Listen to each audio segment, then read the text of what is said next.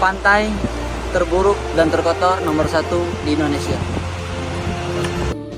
Untukmu Rinjani, kami lakukan sedikit pembersihan agar kau tetap identik dengan keindahan.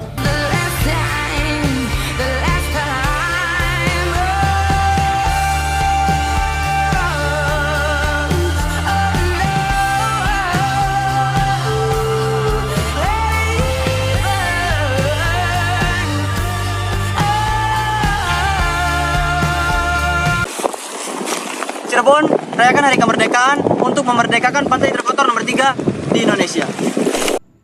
Hai semua, saya Indah Permatasari. Jadi di kesempatan kali ini saya akan membahas mengenai sebuah fenomena yang beberapa tahun belakang ini tuh ramai diperbincangkan, baik di media sosial maupun di media massa, yaitu Pandawara Group. Nah, Pandawara Group tuh apa sih? Jadi Pandawara Group adalah sekumpulan anak muda yang viral karena aksi bersih-bersih lingkungan yang mereka lakukan secara sukarela.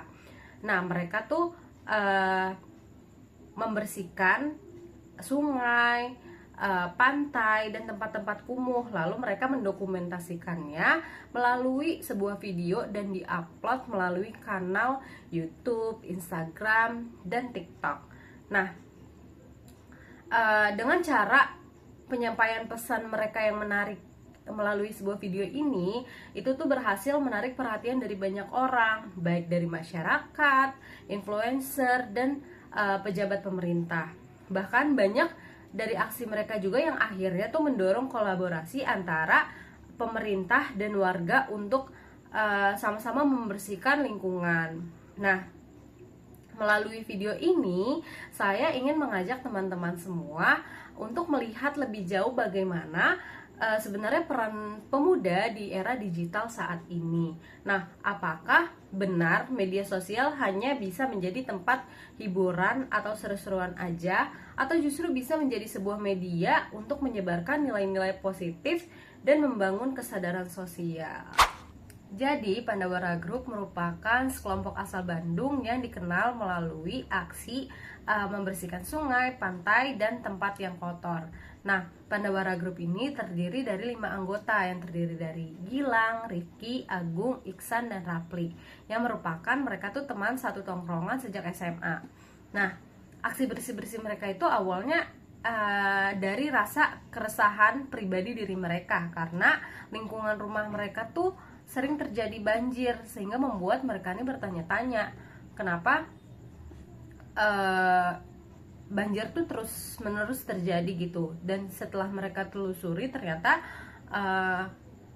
karena sungainya itu tuh penuh dengan sampah sehingga tersumbat yang menyebabkan banjir tersebut. Nah, dari keresahan inilah mereka inisiatif untuk memutuskan untuk melakukan tindakan.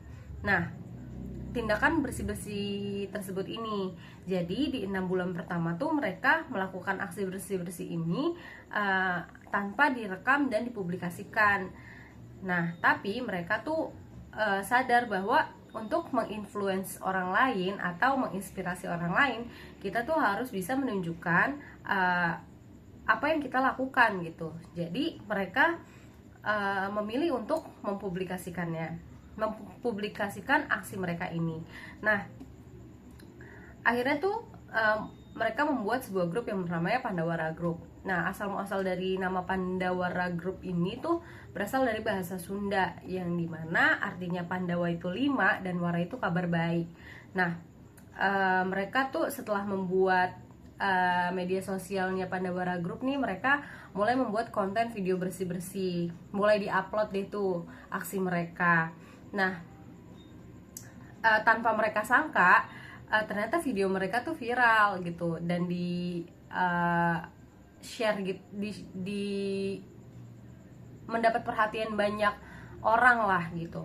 Nah, publik mulai mengenal nih mereka sebagai Pandawara Group, dan bahkan sampai akhirnya mereka tuh sering diundang ke stasiun TV dan podcast-podcast terkenal.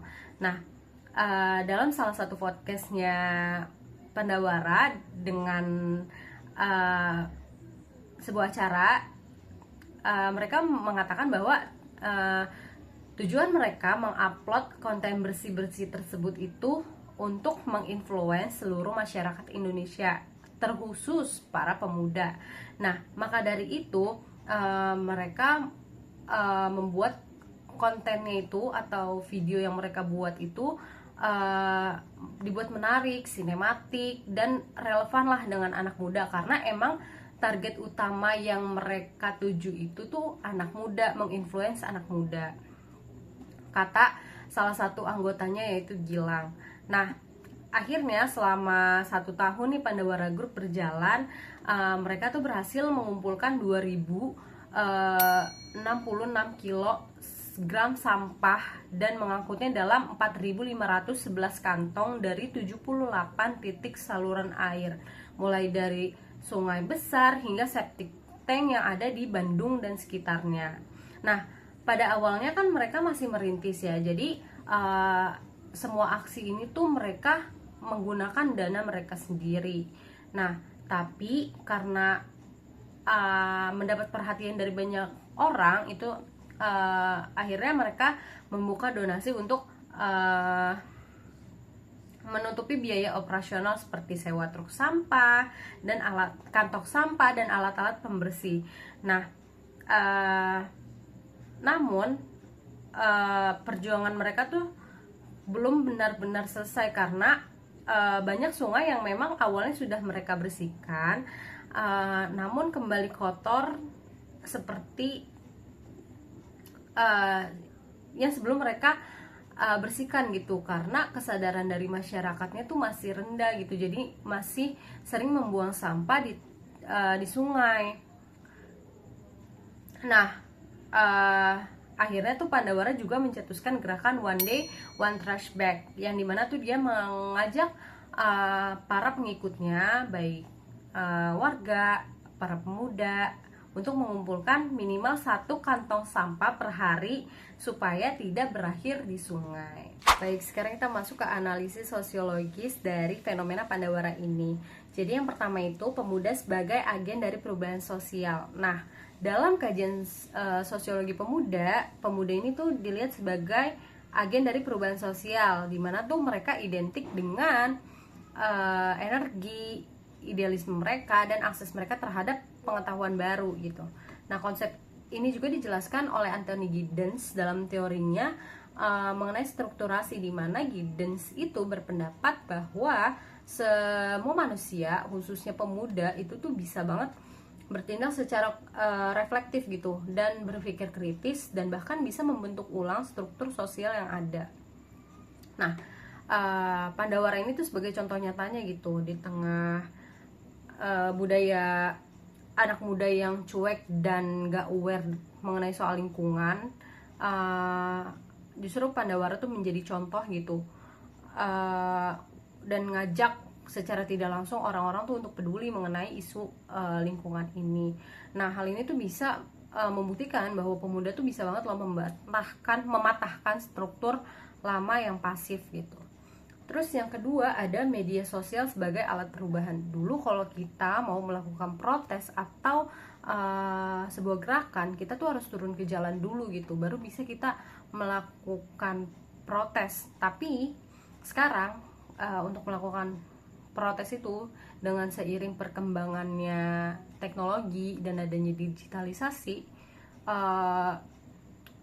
protes itu tuh cukup dari media sosial aja. Media sosial tuh sekarang udah jadi ruang publik baru gitu.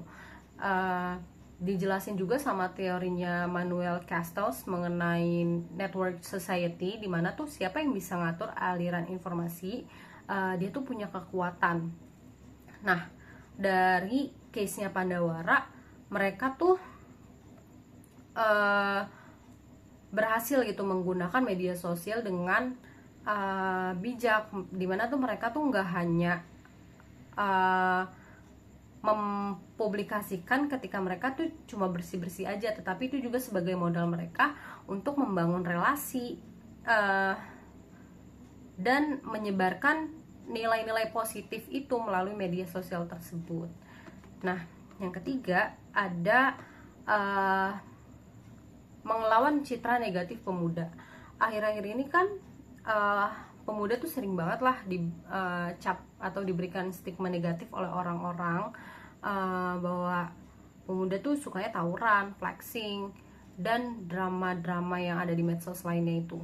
Nah, tapi Pandawara itu tuh hadir justru kebalikan dari stigma negatif ini, dimana Pandawara tuh berusaha nunjukin kalau pemuda tuh juga bisa loh produktif, bisa juga berdampak positif gitu loh bagi masyarakat.